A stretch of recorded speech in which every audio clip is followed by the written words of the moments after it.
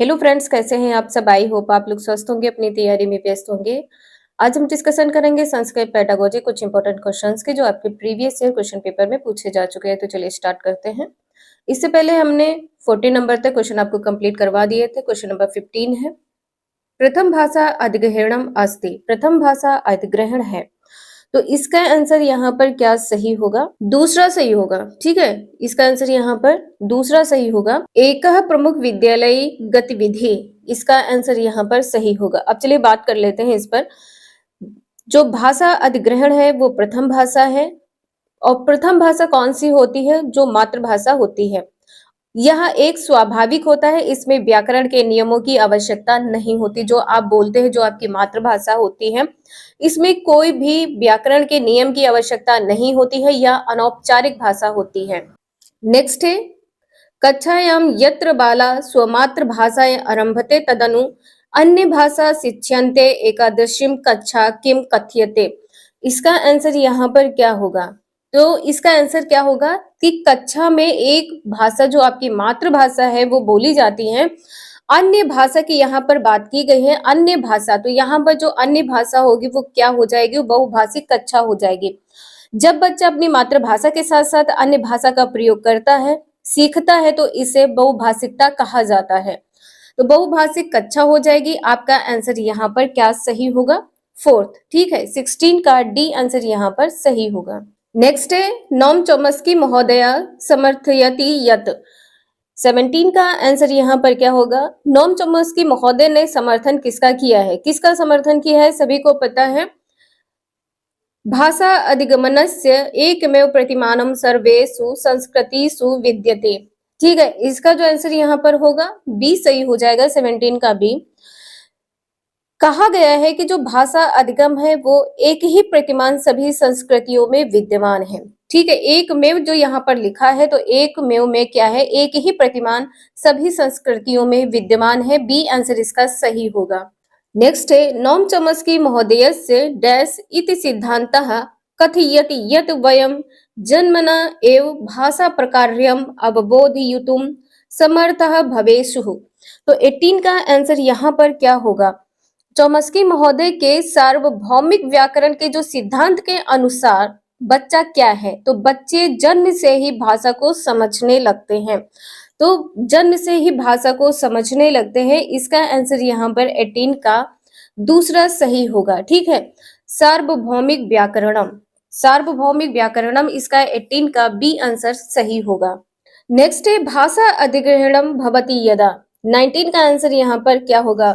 भाषा अधिग्रहण होती है। ठीक है, इसका आंसर यहाँ पर फोर्थ सही होगा, डी। छात्रा भाषम विशेष अवधानेन विनेव शिक्षति। तो यहाँ पर बिना अवधान के शिक्षा ग्रहण करना, शिक्षा प्राप्त करना क्या कहलाता है? भाषा अर्जन कहलाता है। फोर्थ आंसर इसका यहाँ पर सही होगा। नेक्स्ट है, सर्वे शिशुः उत्साहिता भवन्ति।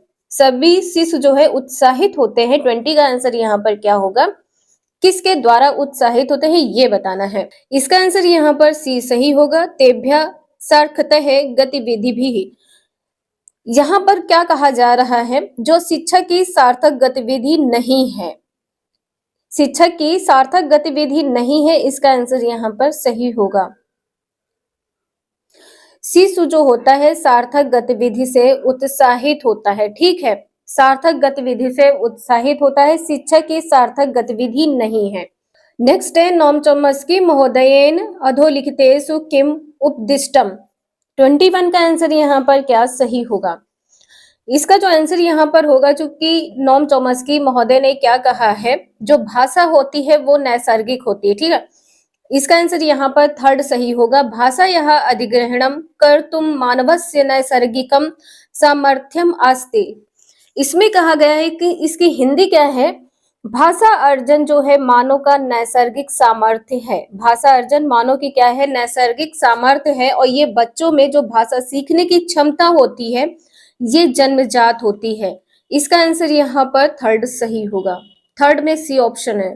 नेक्स्ट है, सामाजिक उपभाषा अस्ति। 22 का आंसर यहाँ पर क्या होगा? डी आंसर इसका यहाँ पर सही होगा। भाषांतर्गते कस्यापि समुदायस्य अथवा समूहस्य भाषायाः विशेषतः। जो सामाजिक उपभाषा होती है वो भाषा के अंतर्गत किसी समुदाय या समूह के भाषा की विशेषता होती है। इसका अर्थ ये होता है डी आंसर इसका यहाँ पर सही होगा। नेक्स्ट है निम्नलिखितेषु का प्राचीन सांस्कृतिक भाषा नास्ति।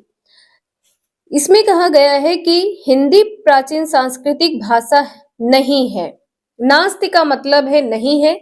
इसका आंसर यहाँ पर क्या सही होगा? हिंदी।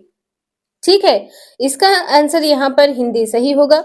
सांस्कृतिक भाषा ही किसी देश की संपर्क भाषा होती है। जो सांस्कृतिक भाषा होती है, सांस्कृतिक यहाँ पर जो कहा गया है क्लासिकल लैंग्वेज, ठीक है, ये क्या होती है? किसी देश की संपर्क भाषा होती है।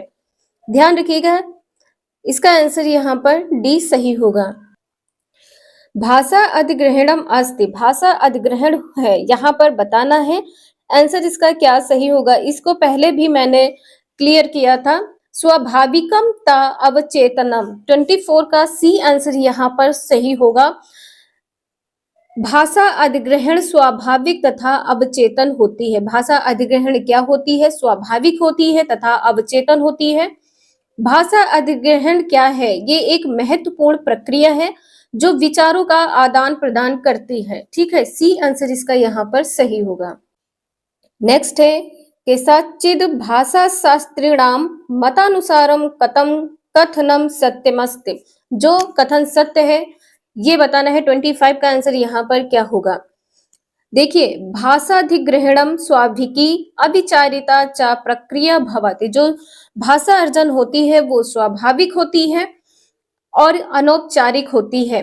भाषा अर्जन को ही कहा जाता है भाषा अधिग्रहण। ठीक है, जो यह होती है यह मात्र भाषा होता है, जबकि अधिगम क्या है? प्रयास जन्य। जो अधिगम होता है आप सीखते हैं, ये क्या है? ये आपका प्रयास होता है। इसका आंसर यहाँ पर पहला सही होगा। ठीक है, नेक्स्ट है निम्नलिखितेषु सत्यम कथनम चिनुत। यहाँ पे चुनना है। ठीक है, 26 का आंसर यहाँ पर क्या सही होगा? तो यहाँ पर क्या कहा गया? जो कथन सत्य है। इसका आंसर यहाँ पर सी सही होगा। प्रथमा भाषा स्वाभाविक प्रक्रिया द्वारा अधिग्रहित्य। प्राथमिक भाषा अथवा पहली भाषा स्वाभाविक रूप से अधिग्रहण की जाती है, जिसे आप मातृभाषा कहते हैं। इसका आंसर यहाँ पर सी सही होगा। देखिए, जो मातृभाषा होती है या जिसे आप प्राथमिक भाषा कहते हैं, इसे किसी भी विद्यालय की आवश्यकता नहीं होती है। यह अनौपचारिक होती है। ठीक है, यह अनौपचारिक भी होती है। नेक्स्ट है भाषायाम लघुत्त सामर्थक एक कम अस्ति। 27 का आंसर यहाँ पर क्या होगा? भाषा की जो सार्थक लघुत्तम इकाई है वो क्या है? तो यहाँ पर क्या हो जाएगा? ध्वनि है। डी आंसर इसका यहाँ पर सही होगा। ध्वनि है, किसी को हम अपने विचार सुनाते हैं। ठीक है, ध्वनि के माध्यम से। वे ध्वनि के माध्यम से हमारी भावनाओं को सहजता से ग्रहण करते हैं। तो इसका आंसर यहाँ पर डी सही होगा। नेक्स्ट है रोहिता सप्तमासी शिशु अस्ति स स्वरव्यंजन मिश्रितं ध्वनिम उच्चारयितुम् आरम्भते सा निम्नलिखितेषु कथम संप्रेषण विधिम प्रयुनक्ति। इसका आंसर यहाँ पर 28 का क्या सही होगा? इसका आंसर यहाँ पर 4th सही होगा। अस्पष्ट भाषण। बच्चा क्या कर रहा है? बबलिंग कर रहा है। स्वर व्यंजनों का मिश्रित प्रयोग जो होता है वो अस्पष्ट भाषा कहलाती है, जिसे आप क्या कहेंगे? बबलिंग कहेंगे। इसका 4th आंसर यहाँ पर सही होगा। नेक्स्ट है भाषा अस्माकं जगद विषयक चिंतन सरणिम दर्शन सरणिम च अनुसरति विचारोस्यम केन संविदोतोस्ति। इसका आंसर यहाँ पर क्या सही होगा? 29। इसका आंसर यहाँ पर ए सही होगा, पहला। सैपिरवार्फ परिकल्पना। इस क्वेश्चन का जो अर्थ यहाँ पर है भाषा अस्माकं, भाषा हमारे, जगत विषयक चिंतन सरणिम। तो यहाँ पर कहा गया है संसार से संबंधित जो चिंतन है और दर्शन का अनुसरण करती है, यह परिकल्पना कहलाती। कौन सी परिकल्पना है? सैपिरवार्फ परिकल्पना। पहला आंसर यहाँ पर सही होगा। नेक्स्ट है मनुष्याणाम पशुनाम च भाषणे मुख्य भेदोऽस्ति। तो यहाँ पर जो मुख्य भेद है वो क्या है? इसका आंसर यहाँ पर क्या होगा? पशवः स्वार्थम अभिव्यक्तुम समर्थः सन्ति। इसका जो आंसर होगा यहाँ पर 3rd सही होगा। मनुष्य और पशु की भाषा का जो मुख्य अंतर है वो विचार को बोलकर या लिखकर अभिव्यक्त करता है। मनुष्य क्या करता है? अपने विचारों को बोलकर या लिखकर व्यक्त करता है, जबकि पशु क्या करता है? संकेत के माध्यम से स्वयं के लिए अपने विचारों की अभिव्यक्ति करता है। तो इसका जो आंसर यहाँ पर होगा थर्ड सही होगा। ये कुछ इंपॉर्टेंट क्वेश्चन है जो आपके एग्जाम में पूछे जा चुके हैं। आई होप आप लोगों को समझ में आया होगा। वीडियो यूजफुल लगे लाइक करें, चैनल को सब्सक्राइब करें एंड शेयर करें। Thank you for watching this video.